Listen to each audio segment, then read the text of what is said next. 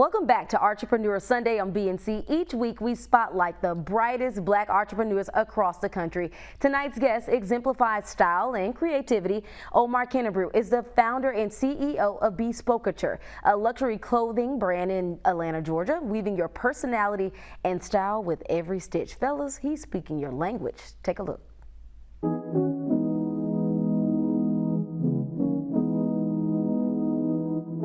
Omar Kinnebrew, thank you so much for joining us for Entrepreneur Sunday. Brittany, thank you so very much for having me. It's a delight, and I appreciate you all bringing me on. So, Omar, take us through your journey into the world of fashion. What made you want to create suits and a lot of other accessories, and how did you come up with Bespoketure?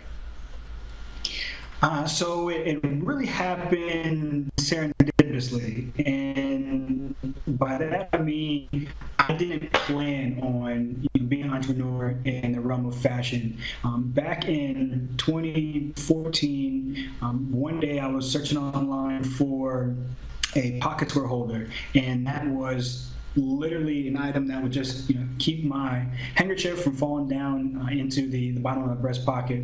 And I had some issues with finding what I needed, and I got to a point where I figured, you know what, I'm just going to go ahead and craft my own. So after tinkering around with a few different materials and substrates and trying different designs, I came up with a pocket square holder that worked quite well. And thanks to my wife, because of course women have the best ideas, she recommended that I sell it online.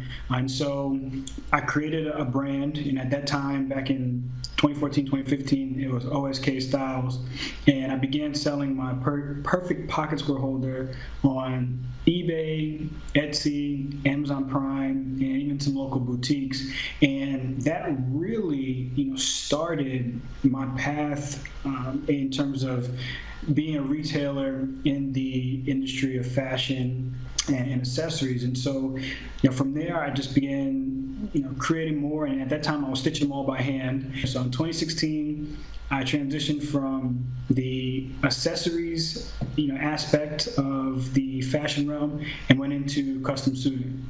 And so it started from there, and I just kept building up in terms of resources, master tailors, master cobblers, and other artisans to get to a point where we could craft literally anything, whether it's formal wear, business wear, casual wear. I wanted my clients to be able to either get a tuxedo, a shirt, a pair of jeans, or shoes, or even a bag, from my brand. But at this time, I wanted something that had a much more luxurious look and feel. When you look at the logo or the colors, the branding, when everything just have an upscale vibe.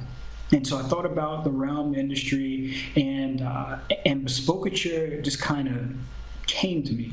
And Bespoketure is trademarked as the future of bespoke. And I unfortunately got laid off in 2017. And I didn't want to go back into the corporate realm, so I looked at my wife, and I just expressed to her that I did not want to look for a job.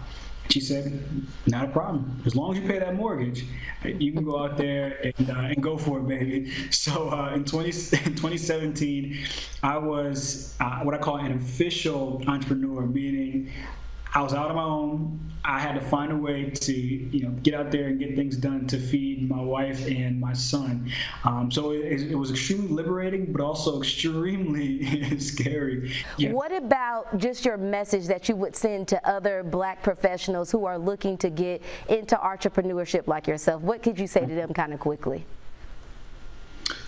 First and foremost, go out there and do it. Don't be afraid. There's going to be hurdles. It can be very terrifying, but go out there and do it. But have a plan. Be sure to write things out, think things out. Don't just say, "Hey, I think I have a great idea. Let me go get a loan for $100,000." That's why sometimes a lot of new businesses fail, because someone has a great idea, they tell their friend, it sounds good to them, and they just go get a ton of money and it falls flat.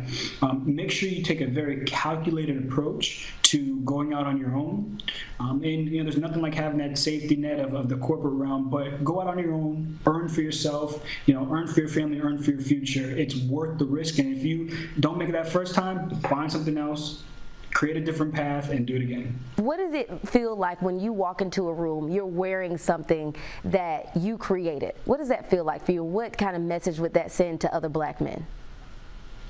It's simply a powerful feeling. It's a powerful look. I always, tell folks that when I put on a jacket, every day I probably have on a suit or at least a waistcoat, something, and I call it my armor. It's literally like you are draping yourself in the very best pieces to go out and conquer the world. And so I always encourage individuals, especially our young Black men, to make sure you are really honing in on your look and what that means to the world and how folks perceive you. You don't have to wear a suit every day, but make sure you're just well put together, clean and couth. And so that is your message to the world without having opened your mouth.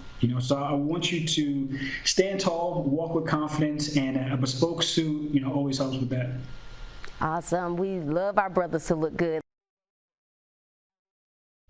All right, so Kinnebrew tells me his suit store called the Bespoketure Suit Sanctuary is in the works. They started building 3 months ago, and he can't wait to open.